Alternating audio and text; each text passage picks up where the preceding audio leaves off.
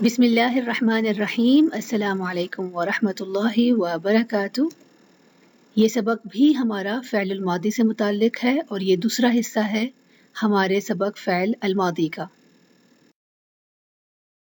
پڑھنے سے پہلے ہمیشہ کی طرح مراجعہ کر لیتے ہیں۔ پچھلے سبق میں لی جانے والی جو فعل ماضی کی گردانیں تھیں ان کو جملے میں کیسے استعمال کرنا ہے اس کے بارے میں جاننے سے پہلے جملے کے سبق کی دہرائی کر لیتے ہیں، جو ہم لوگوں نے اس سبق کی دہرائی کرتے ہیں جب ہم نے جملہ بنانا سیکھا تھا، جملہ اسمیہ کا۔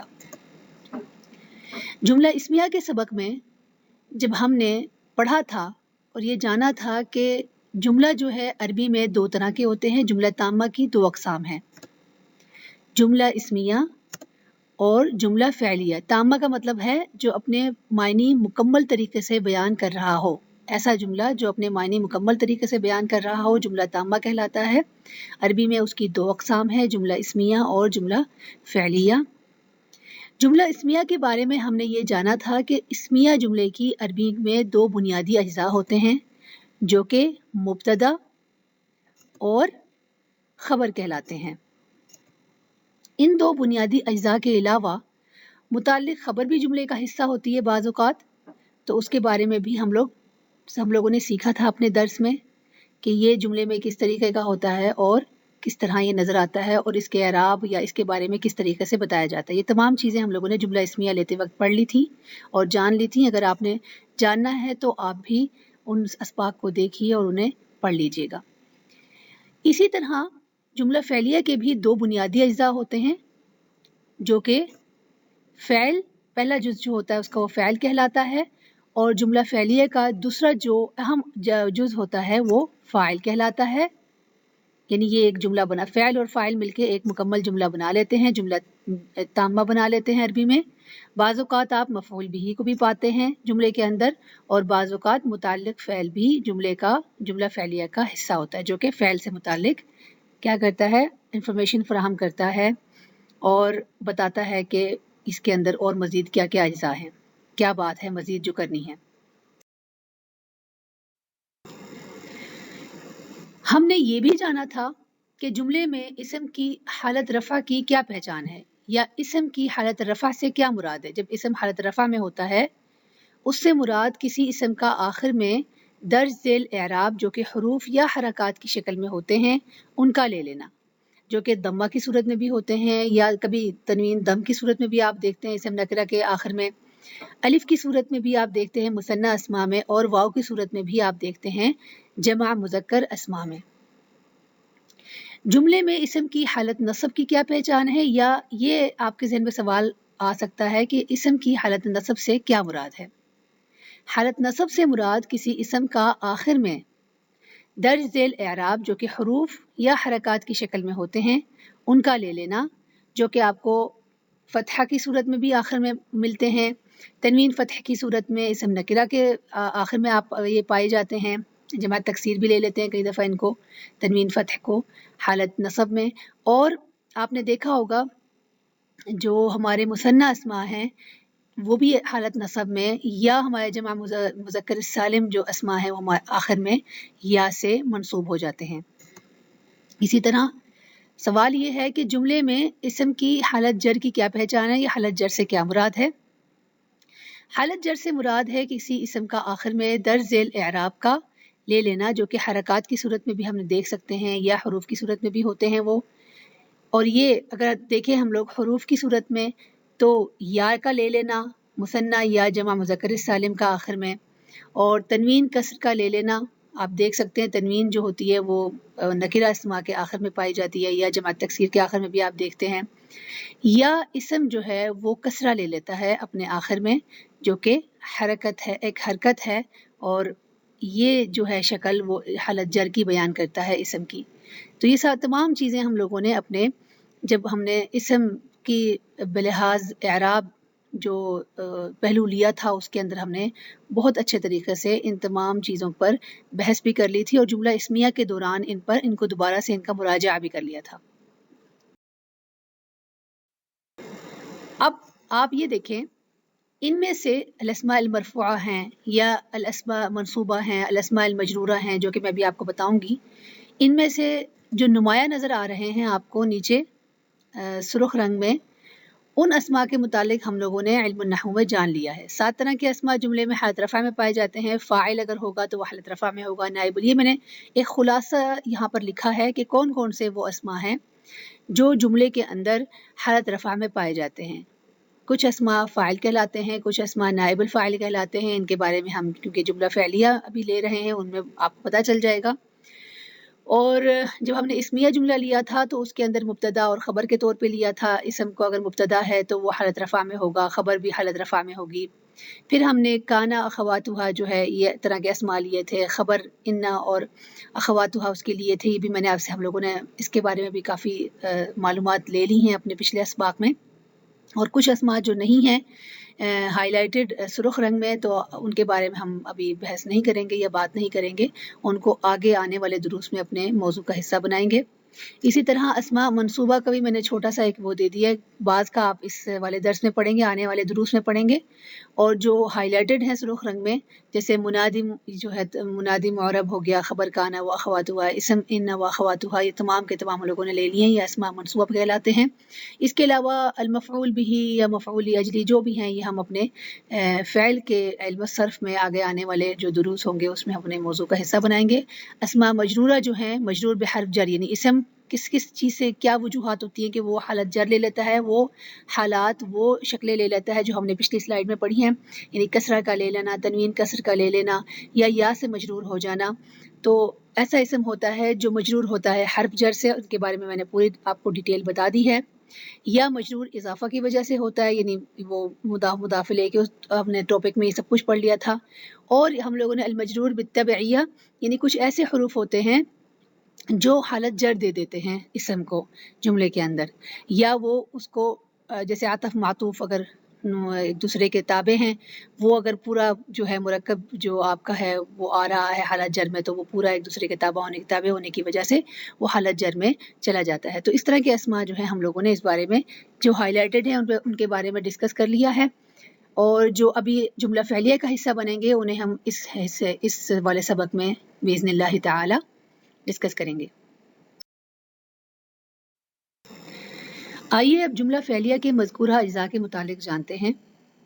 جس طریقے سے جملہ اسمیہ ہم لوگوں نے لیا تھا اور اس کے اجزاء جو تھے، اہم اجزاء جو تھے اس کے مبتدا اور خبر تھے، ان کے متعلق ہم نے جانا تھا جملہ اسمیہ کے سبق میں۔ اب ہم چونکہ جملہ فعلیہ لے رہے ہیں تو اس کے جو اجزاء ہیں ان کے متعلق جان لیتے ہیں۔ فعل کیا ہے؟ ایسا کلمہ جس میں کسی کام کا مفہوم پایا جاتا ہے زمانے کے حوالے سے۔ فاعل ایسا کلمہ جو جملے میں کام کر رہا ہو، فاعل سے مراد کام کرنے والا ہوتا ہے۔ یہ اجزاء بیان کیے جا رہے ہیں آپ کو جملہ فعلیہ کے۔ مفعول بھی کیا ہے؟ مفعول بھی ایسا کلمہ ہے جس پر جملے میں کام ہو رہا ہوتا ہے، یعنی یہ کام کو لے رہا ہوتا ہے، خود کام نہیں کر رہا ہوتا اور نہ ہی یہ کوئی کام ہوتا ہے۔ تو مفعول سے مراد کیا ہے؟ کام لینے والا۔ متعلق فعل ایسا کلمہ جس کا تعلق جملے میں فعل سے ہوتا ہے۔ یہ اضافی طور پر بھی بات کو وضاحت کرنے کے لیے بھی، مزید اگر آپ نے جملے کو لمبا کرنا ہے، وضاحت دینی ہے، تو متعلق فعل بھی آپ لگا سکتے ہیں جملے کے اندر۔ جملہ فعلیہ میں یہ جو اجزاء آپ نے پڑھے ہیں جملہ فعلیہ کے، ان کی ترتیب کچھ اس طرح ہوتی ہے۔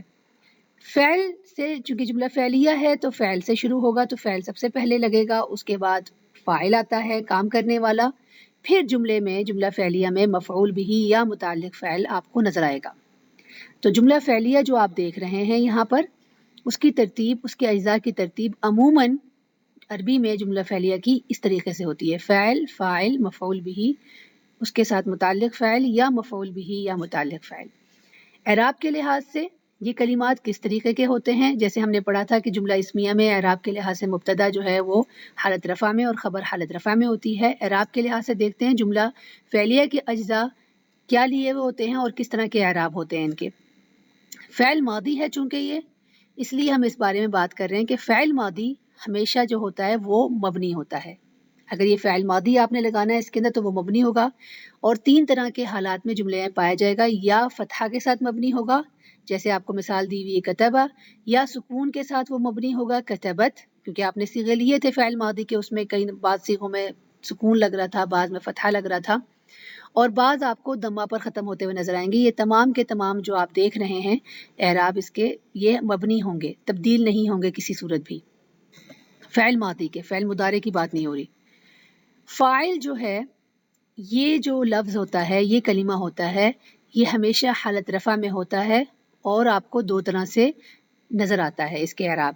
یعنی دو طرح سے اس کو آپ اعراب نہیں، اعراب تو اس کے حالت رفع میں ہی ہوتے ہیں. یہ دو طرح سے نظر آتا ہے آپ کو، یا تو اسم ظاہر کی صورت میں کسی کا نام وغیرہ، یا ضمیر کی صورت میں نظر آتا ہے، کیونکہ ہر صیغہ جو ہے فعل کا، فعل مضارع ہو جائے یا ماضی ہو جائے، اس کا ہر صیغہ خود ایک مکمل جملہ فعلیہ ہے، کیونکہ اس کے اندر ضمیر مستتر یعنی چھپی ہوئی ایک ضمیر ہوتی ہے. آگے ہم اس کو بیان کریں گے. اب تیسرا لفظ جو ہے مفعول بہ، یہ کلمہ کیسا ہوتا ہے جملے میں، جملہ فعلیہ میں یہ کلمہ ہمیشہ حالت نصب میں ہوتا ہے. یہ آپ کو اسم ظاہر کی صورت میں بھی نظر آ سکتا ہے، یعنی کسی نام وغیرہ کی شکل میں، ضمیر کی صورت میں، یا جملے کی صورت میں جملہ فعلیہ میں آپ کو یہ نظر آ سکتا ہے. یعنی ایک پورا جملہ بھی ہو سکتا ہے، یہ ضمیر بھی ہو سکتی ہے، اور یہ اسم ظاہر کی صورت میں بھی آپ کو جملے میں، جملہ فعلیہ میں نظر آ سکتا ہے. اب متعلق فعل کیسا کلمہ ہوتا ہے؟ یہ وہ تمام الفاظ ہوتے ہیں جو فعل کے معنوں کی وضاحت کرتے ہیں اور مزید اس تفصیل بیان کرتے ہیں.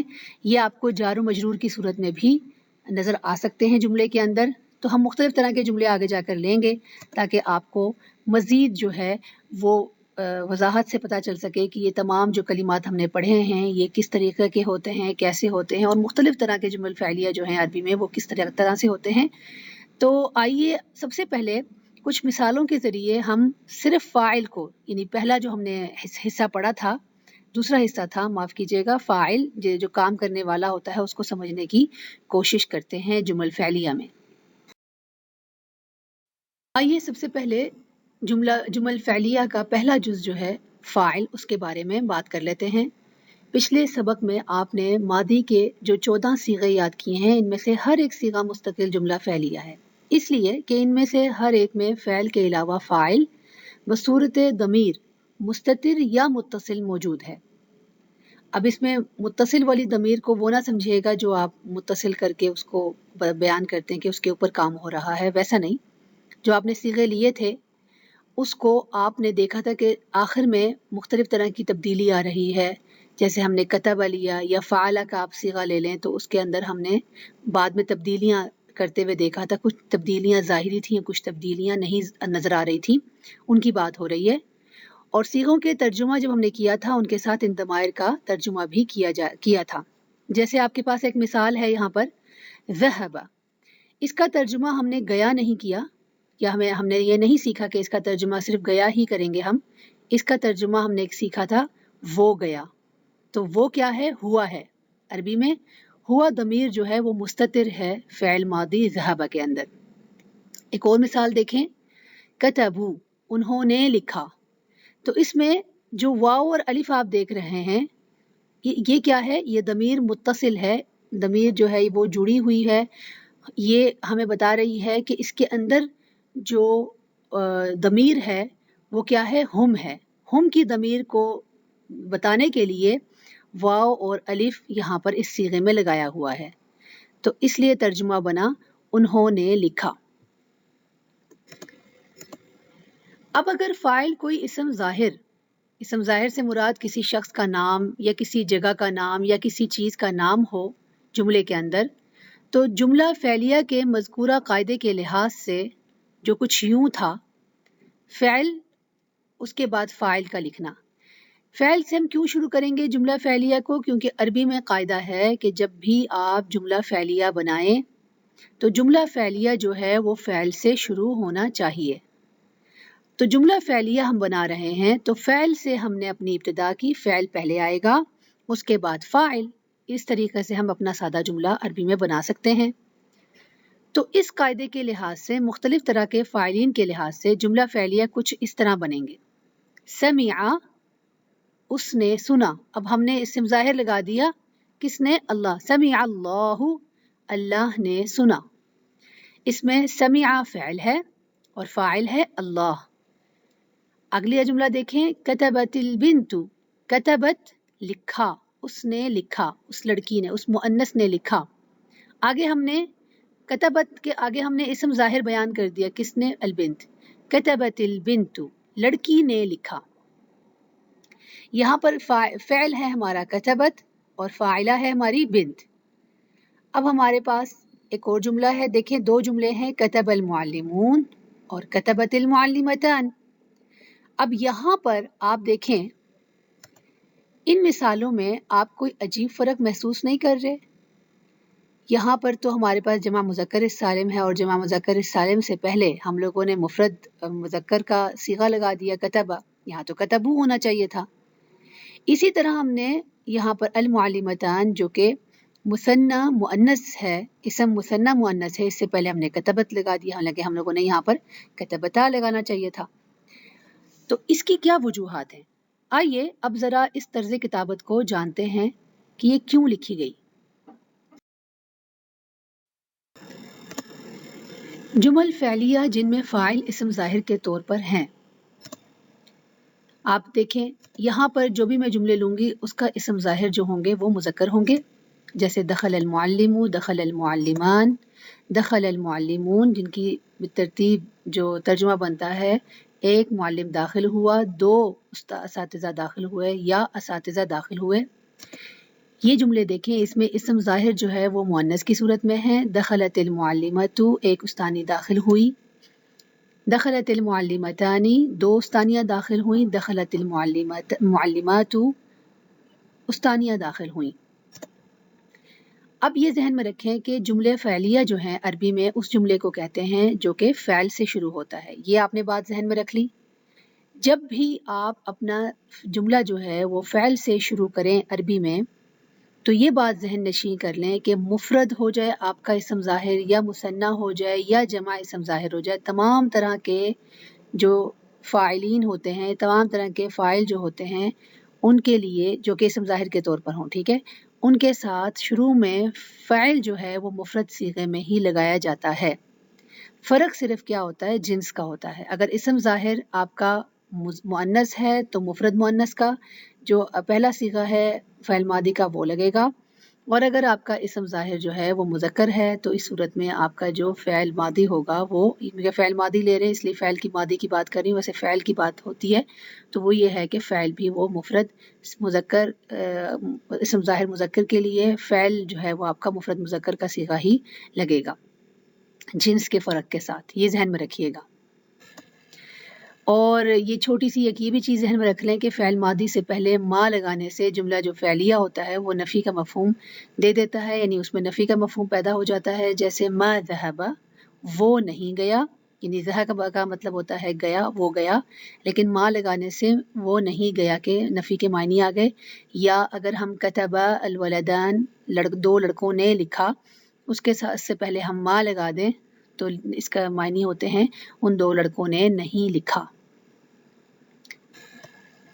آئیے اب جو قاعدہ آپ نے پڑھا ہے یہ والا کہ مذکر اسم ظاہر کے ساتھ جو جس طرح کے بھی ہیں وہ مفرد ہو، مثنیٰ ہو یا جمع ہو، یا مؤنث اسم ظاہر مفرد ہو یا مثنیٰ ہو یا جمع ہو، ان کے ساتھ جنس کے فرق کے ساتھ مفرد کا ہی صیغہ لگتا ہے فعل کا۔ شروع میں اگر ہم نے جملہ فعلیہ بنانا ہے اور شروع میں جملہ جو ہے وہ فعل سے شروع کرنا ہے تو اس کا قاعدہ ہم نے یہ پڑھا تھا نا کہ جو ہے کسی بھی طرح کے اسم ظاہر کے لیے فعل جو ہے وہ مفرد مذکر یا مفرد مؤنث کا صیغہ ہی لگتا ہے، لیکن اس قاعدے کے کچھ استثناء ہیں۔ آئیے اب اس قاعدے کے کچھ استثناء بھی دیکھ لیتے ہیں۔ یہ قاعدہ بھی نوٹ کر لیں کہ اگر فاعل مثنیٰ یا جمع ہو اور جملے میں ان کے ایک کام کے بعد دوسرے کام کا بھی ذکر ہو، یعنی ایک کام تو کر لیا، کھایا اور پیا، دوسرا کام کا بھی ذکر ہو، تو پہلے کام کے لیے فعل کا صیغہ مفرد رہے گا، ٹھیک ہے، مگر دوسرے کام کے لیے فاعلوں کے مطابق ہی صیغہ لگے گا، جیسے دخل المعلم وجلس، داخل ہوا استاد اور بیٹھا، دخل المعلمان وجلسا۔ اب یہاں دیکھیں دوسرا جو کام تھا ان کا وہ اپنے کس کی طرح ہوئے، وہ اپنے فاعلوں کے لحاظ سے ہی تبدیل ہوئے۔ پہلے والے جملے میں ایک استاد داخل ہوا اور بیٹھا، اس کا دوسرا کام جو تھا وہ اسی کے حساب سے ویسا ہی مفرد مذکر کے مطابق رہا. لیکن جب دوسرا جملہ ہم نے یہ بتایا کہ 2 استاد داخل ہوئے اور وہ دونوں بیٹھے، تو جملہ چونکہ ہمارا فعلیہ شروع میں ہم لوگوں نے لگانا ہے مفرد مذکر کا صیغہ لگایا ہے، لیکن آگے جو دوسرا کام تھا اس کا، ان 2 اساتذہ کا، اس کے لیے ہم نے جب فعل لگایا تو اس کے لیے ہم نے فعل اسی حساب سے لگایا جس حساب سے وہ فاعل تھے. یعنی کہ وہ 2 معلم تھے تو اس کی جگہ ہمیں جلسہ جو صیغہ تھا مثنی مذکر کا فعل ماضی کا وہی لگایا ہم لوگوں نے. اسی طرح دخل المعلمون وجلسوا، دو سے زیادہ یعنی اساتذہ داخل ہوئے اور وہ بیٹھے.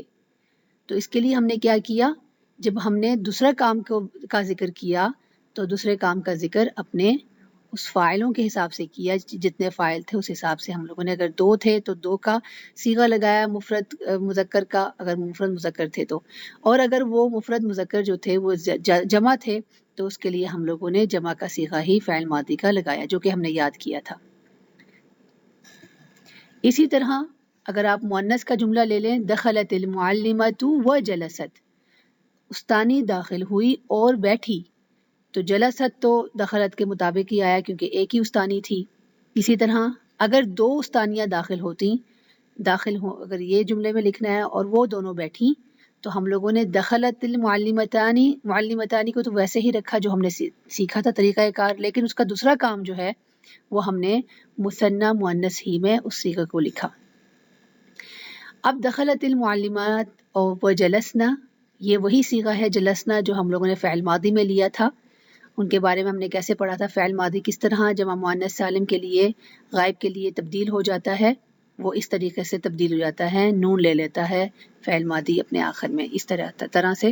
تو یہ ہم نے سیکھا تھا تمام صیغے، یہاں پر دوبارہ دہرائیے اور اس والے قاعدے کو بھی دہرائیے کہ اگر فاعل مثنی یا جمع ہو اور جملے میں ان کے ایک کام کے بعد دوسرے کام کا بھی ذکر ہو تو پہلے کام کے لیے فعل کا صیغہ تو مفرد رہتا ہے، مگر دوسرے کام کے لیے فاعلوں کے مطابق ہی اس کا صیغہ تبدیل ہو جاتا ہے. اور اگر جملے میں 2 مختلف الجنس کے فاعل ہیں تب بھی آپ فعل مفرد مذکر والا ہی لگائیں گے. جیسے دخل المعلم والمعلمۃ، اب آپ یہ نہ کہیں کہ اس میں معلمہ بھی تو مختلف جنس کا صیغہ ہے اور معلم جو ہے وہ مذکر ہے، وہ مختلف ہے معلمہ سے، معلمہ مؤنثہ ہے، تو ہم کیا لکھیں یہاں پر بھی آپ نے مفرد مذکر کا صیغہ ہی لگانا ہے. یہ بھی ایک قاعدہ ذہن میں رکھیں. اب جو قاعدہ آپ لوگوں نے پیچھے دیکھا ہے پچھلی سلائیڈ میں، وہ قاعدہ ہمیشہ ویسے ہی ہوتا ہے، لیکن اس قاعدے کے 2 استثناء ہیں.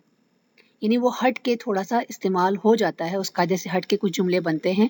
کس صورت میں؟ پہلا استثناء دیکھیں، اسم ظاہر یعنی جو بھی آپ کا اسم ہے جملے کے اندر جو نظر آ رہا ہے وہ جمع تکسیر ہے، یعنی کسی بھی مفرد اسم کی ایسی جمع تکسیر ہے جو کہ غیر عاقل کے لیے استعمال ہو رہی ہے، تو اس میں جو فعل ہوگا وہ عموماً آپ کیسا لکھیں گے؟ مفرد مؤنث لکھیں گے. یہ ذہن میں رکھ لیں کیونکہ جمال جو ہے مذکر کا وہ ہے نا، جمل کی جمع جمال ہے، اونٹ کی یہ جمع ہے جمال. تو اب یہاں پر یہ غیر عاقل کی یہ جمع تکسیر ہے اور یہ غیر عاقل کے لیے بولا جاتا ہے. جمال جو ہیں وہ عاقل نہیں ہیں، غیر عاقل ہیں. تو اس کے لیے فعل جو ہے وہ مفرد مؤنث یہاں لکھا ہوا ہے، دخلت لکھا ہوا ہے، دخلا نہیں لکھنا آپ نے. یہ ایک استثناء. پچھلے ہم نے قاعدے میں یہ پڑھا تھا نا کہ اگر آپ پاس آگے جو ہے اسم ظاہر ہے، مفرد ہے، مثنی ہے یا جمع ہے، اس کے لیے آپ نے صیغے کا بس دھیان رکھنا ہے، مفرد مذکر کا صیغہ لگانا ہے. اگر آپ کا اسم ظاہر مذکر ہیں اور اگر مؤنث آپ کے پاس اسم ظاہر ہیں یعنی مثنی کے طور پر ہیں یا جمع کے طور پر آپ کے پاس اسم ظاہر نظر آ رہے ہیں مؤنث کے، تو اس کے لیے آپ نے مفرد مؤنث کا صیغہ لگانا ہے. لیکن اس سے ہٹ کر یہ استثناء کا ایک قاعدہ ہے، اسے ذہن میں رکھ لیں کہ اس طریقے سے جو آپ نے پیچھے پڑھا ہے ویسا یہاں پر لاگو نہیں ہوگا اصول. اس میں یہ ہوگا کہ آپ جو ہیں اگر آپ پاس غیر عاقل کی جمع تکسیر ہے اور وہ آپ کے یہاں پر جمال ہے جیسے، تو اس کے ساتھ آپ نے دخلت لگانا ہے، مفرد مؤنث کا آپ نے صیغہ لگانا ہے. نوق تو ویسے ہی اونٹنی کی جمع ہے نوق، تو اس کے ساتھ تو دخلت آ رہا ہے، لیکن اگر جمال آ رہا ہے اونٹوں کی جمع تو اس کے ساتھ بھی آپ نے مفرد مؤنث کا صیغہ لگانا ہے. پہلا استثناء کا قاعدہ یہ ہو گیا. دوسرا قاعدہ دیکھیں استثناء کا کہ 3 صورتوں میں فعل جو ہے آپ کا وہ مفرد مذکر یا مؤنث دونوں طرح سے لکھا جا سکتا ہے. یعنی آپ کی مرضی ہے، آپ مفرد مذکر لکھنا چاہ رہے ہیں فعل کو کے صیغے میں، یا فعل کو مفرد مؤنث کا صیغہ استعمال کرنا چاہ رہے ہیں. کس کے لیے؟ اگر آپ کے پاس اسم ظاہر جو ہے وہ جمع تکسیر ہے، لیکن کس کی جمع تکسیر ہے؟ عاقل کی جمع تکسیر ہے. جیسے آپ کے پاس یہاں پر عاقل کی جمع تکسیر ہے رجال. رجال مردوں کا اس کا مطلب ہے مردوں، اور اس کا جو مفرد ہے وہ رجل ہے. رجل کا مطلب ہوتا ہے ایک مرد، اور رجال اس کی جمع ہوتی ہے. یہ جمع تکسیر اس لیے ہے کیونکہ یہ واو نون پہ ختم نہیں ہو رہا، رجالون تو نہیں ہے نا، اس لیے ہم اس کو جمع تکسیر میں کے اس میں ڈال دیتے ہیں، گروپ میں ڈال دیتے ہیں. تو اب آپ رجال کو دیکھ کر یہ نہ سمجھیں کہ یہاں پر طلبہ لکھیں گے ہم لوگ، یا یہ نہ سوچیں کہ ہم طلبت کیوں لکھ رہے ہیں. اگر کہیں آپ نے دیکھ لیا کہ طلبت بھی لکھا ہوا ہے غلط نہ سمجھیں اس کو. تو یہاں پر عربی کا قاعدہ یہ ہے کہ انہوں نے ادبی دانوں نے کہا کہ اگر آپ اسم ظاہر جو ہے وہ عاقل کی جمع تکسیر دیکھ رہے ہیں تو اس کے لیے آپ کی مرضی ہے کہ آپ وہاں پر جو آپ کا فعل ہے وہ آپ مفرد مذکر کا استعمال کرنا چاہتے ہیں صیغہ، یا مفرد مؤنث کا، یہ دونوں طرح سے صحیح ہو جائے گا. اگر ہم یہ کہیں طلبت الرجال مرد بلائیں گئیں ایسے کر کے بھی جملہ کر رہے ہیں تب بھی ٹھیک ہو جائے گا.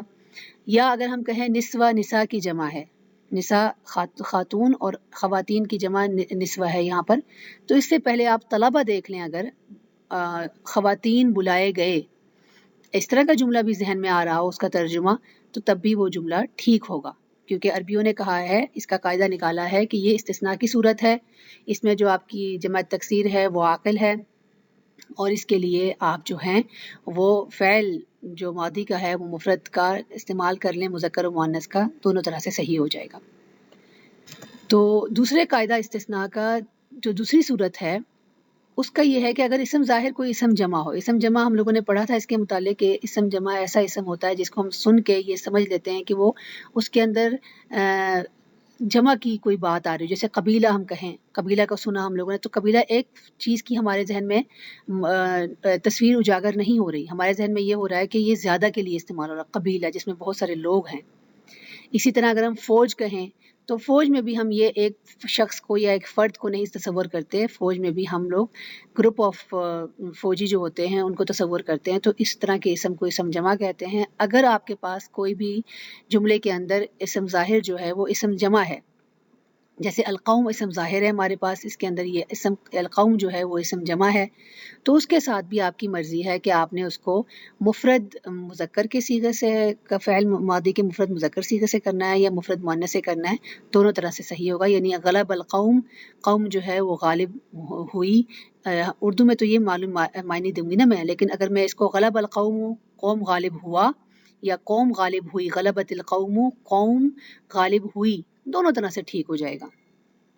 اسی طرح استثناء کی جو دوسرا قاعدہ ہے اس کی تیسری صورت یہ ہے کہ اگر اسم ظاہر جو ہے مؤنث غیر حقیقی ہے ہمارے پاس. غیر حقیقی مؤنث کا مطلب کیا ہوتا ہے کہ وہ اسماء، وہ ایسی چیزوں کے ایسے اسماء جن کو عربی شروع سے ہی مؤنث جو ہے وہ سمجھتے آئے ہیں یا مؤنث کے طور پر لیتے آئے ہیں، نہ اس کے اندر کوئی علامت ہے مؤنث کی، جیسے شمس ہے، سورج، یہ مؤنث غیر حقیقی ہے. تو اس کے ساتھ بھی آپ مفرد مذکر کا جو مذکر کا صیغہ ہے فعل ماضی کا پہلا، یا مؤنث کا جو مفرد مؤنث کا صیغہ ہے، دونوں طرح سے لگا سکتے ہیں. جیسے طلع الشمس سورج نکلا، طلوع ہوا، یا طلعت الشمس سورج طلوع ہوئی. ترجمہ اس طرح بن رہا ہے نا، تو دونوں طرح سے عربی میں اس کو درست مانا جائے گا. اب ایک اہم بات اور اپنے ذہن میں رکھ لیں کہ اگر فاعل جملے میں فعل سے پہلے آ رہا ہے، یعنی کام کرنے والا اسم ظاہر جو ہے یا ضمیر کی صورت میں آپ کے پاس فاعل جو ہے وہ فعل سے پہلے آ رہا ہے، یعنی جملے کے شروع جو ہے وہ فعل سے نہیں ہو رہا اور جملے کا جو شروع ہے وہ فاعل سے ہو رہا ہے، کام کرنے والے سے ہو رہا ہے، تو اس صورت میں وہ جملہ اسمیہ بن جائے گا. یہ ذہن میں رکھ لیں، یہ بھی ایک یہ بہت امپورٹنٹ بات ہے، اس کو ذہن میں رکھ لیں کہ عربی میں جو جملہ فعلیہ ہے وہ فعل سے ہی شروع ہوتا ہے. اگر فعل سے وہ شروع نہ ہو رہا ہو، یعنی کسی بھی اسم سے شروع ہو رہا ہو، تو وہ فاعل ہوتا ہے جملے کے اعتبار سے. تو فاعل جو ہے اگر اس سے جملہ شروع ہو رہا ہو تو وہ جملہ اسمیہ بن جائے گا، اور آگے لکھا جانے والا فعل جو ہوگا وہ عدد کے لحاظ سے بھی اور جنس کے لحاظ سے بھی اپنے فاعل سے مطابقت رکھے گا. جیسے آپ کے پاس جو بھی مثالیں دوں گی اس میں اسم ظاہر جو ہے وہ مذکر ہوگا. ٹھیک ہے. المعلم سے جملہ شروع ہو رہا ہے دخل، المعلم دخل، المعلمان دخلا، المعلمون دخلوا. معلم داخل ہوا، دو معلم داخل ہوئے اور زیادہ سارے اساتذہ داخل ہوئے. اسی طرح اگر آپ ایک ایسے جملے دیکھیں جس میں اسم ظاہر وہ مؤنث ہو، ہمارے پاس المعلمۃ دخلت، المعلمتان دخلتا یا المعلمات دخلنا. اس میں آپ دیکھیں، غور کریں کہ جمل اسمیہ کی مندرجہ بالا تمام مثالوں میں مفرد، مثنیٰ اور جمع فاعلین کے ساتھ فعل بھی اسی طرح تبدیل ہو رہا ہے.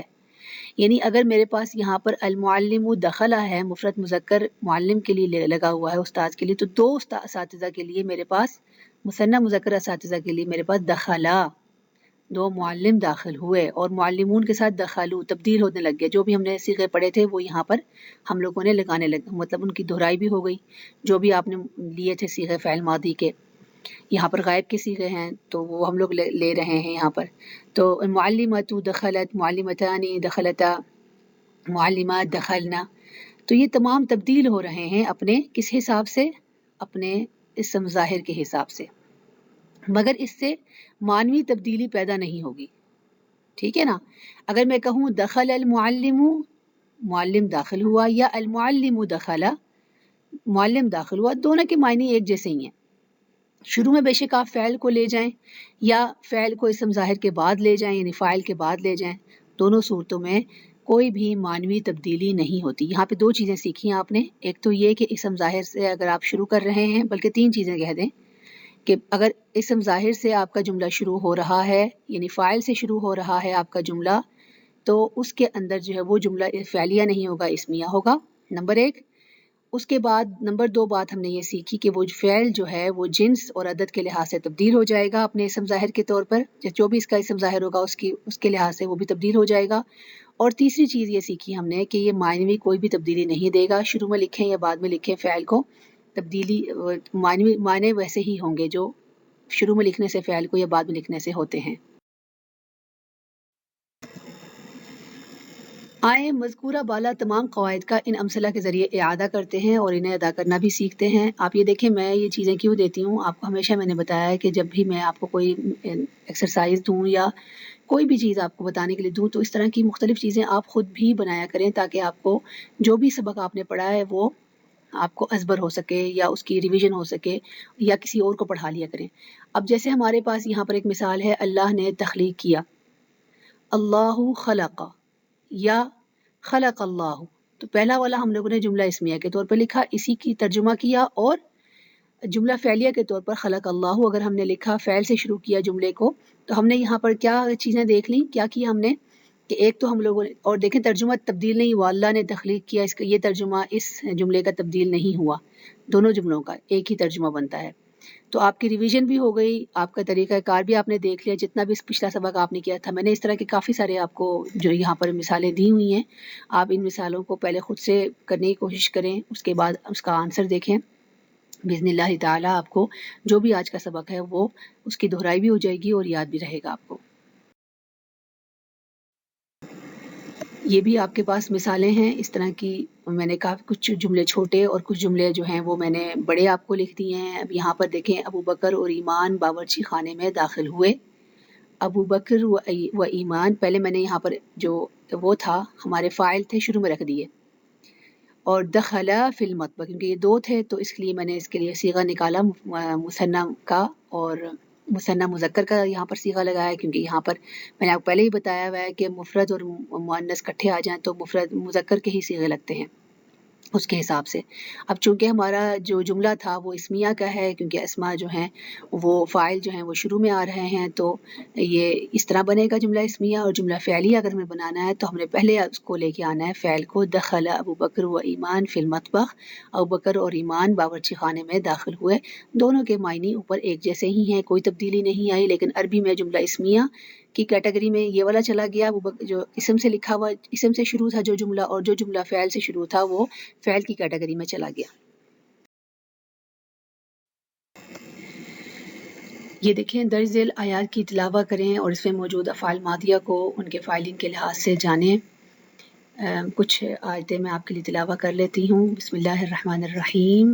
قالت الاعراب وقال نسوة في المدينة هذا ما وعد الرحمن وصدق المرسلون ومكروا ومكر الله والله خير الماكرين حبطت أعمالهم في الدنيا والآخرة وما لهم من الناصرين وعد الله المنافقين والمنافقات والكفار نار جہنم خالدین فیہا۔ جب بھی آپ کوئی نیا سبق لیں، آپ سے گزارش ہے کہ آپ اپنے پر یہ لازم کر لیں کہ آپ نے اس دن قرآن کا ایک پیج یا کچھ بھی سورہ جو ہے وہ پڑھنی ہے، تاکہ جو بھی آپ نے سیکھا ہے اس کو ڈھونڈ سکیں۔ اس کے ڈھونڈنے سے بھی آپ کو اپنا سبق یاد رہتا ہے۔ سبق کو اپنے ذہن میں دہرا کر قرآن کی تلاوت کریں تو جتنا بھی آپ نے پڑھا ہے اس کا مراجعہ بھی ہو جاتا ہے، اور آپ کو سمجھ بھی آ جاتی ہے کہ قرآن میں کس طریقے سے جو ہم نے سیکھا ہے وہ کس طریقے سے اللہ تعالیٰ جو ہے ان آیات کو بیان فرما رہے ہیں۔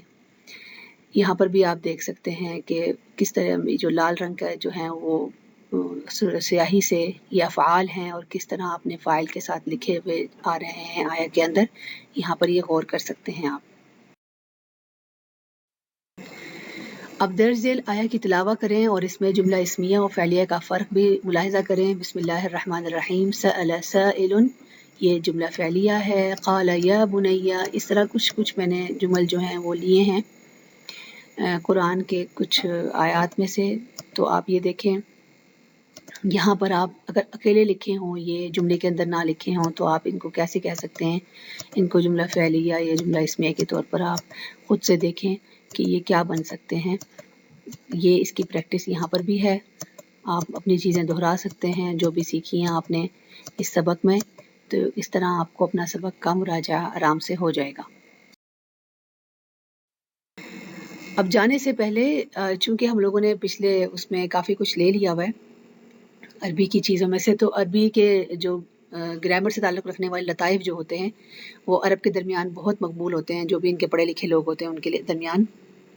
تو یہ جو دیا گیا لطیفہ ہے اس میں آپ کو جو اسماء خمسہ میں نے پڑھایا تھا یہ اس سے بھی متعلق ہے، اس کے اعراب سے بھی متعلق ہے، تو اسے ذرا پڑھیں اور میں آپ کو سمجھاتی ہوں کس طرح کا ہے کہ اس کا یہ جو لطیفہ ہے عربی کا، یہ اس کا نام ہے، عنوان سے ہے علیک بالثالثہ، یعنی تمہارے لیے تیسرا۔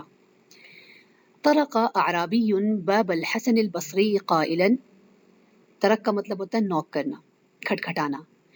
ایک اعرابی یعنی جو بھی ایک ان پڑھ تھا یا جاہل تھا یا اعرابی تھا، اس نے حسن البصری کا دروازہ یہ کہتے ہوئے نوک کیا، یا ابو سعید، اے ابو سعید۔ فلم یجبہ الحسن، تو حسن نے اس کو جواب نہیں دیا۔ ثم طرق ثانیۃ، پھر اس نے دوبارہ کھٹکھٹایا، یا ابی سعید، اے ابی سعید۔ فرد الحسن البصری علیہ من الداخل، تو حسن بصری نے اسے اندر سے جواب دیا، قل الثالثة وادخل، کہو تیسری مرتبہ، اور تیسری مرتبہ ان کے کہنے کا مطلب تھا کہ اب ابا سعید، یا ابا سعید کہہ کے داخل ہو، کہو اور داخل ہو جاؤ، یعنی ابا سعید ہی یہ جملہ ایکچولی صحیح تھا، یا ابا سعید، کہ وہ بلا رہا تھا، وہ اعرابی حسن البصری کو پکار رہا تھا۔ تو جب بھی ہم ندا کا لیتے ہیں تو یہ آپ کو سیکھا ہوا ہے کہ اس کے بعد جو اسم آتا ہے اس کی اعرابی حالت نصب میں ہوتی ہے، تو یہ اس طریقے سے جو ہے یہ آپ نحوی جو لطائف ہیں ان سے بھی لطف اندوز ہو سکتے ہیں۔ تو یہ چھوٹا سا ایک سبق کے اندر آپ کو فن کے لیے ڈالا ہوا تھا ایک لطیفہ۔ آج کا سبق اتنا ہی تھا، یہاں تک ہی تھا۔ انشاءاللہ اگلے سبق میں کچھ مزید چیزوں کے ساتھ، نئے اسباق کے ساتھ دوبارہ ملاقات ہوگی۔ اپنا بہت سا خیال رکھیں۔ وآخر دعوانا ان الحمد للہ رب العالمین۔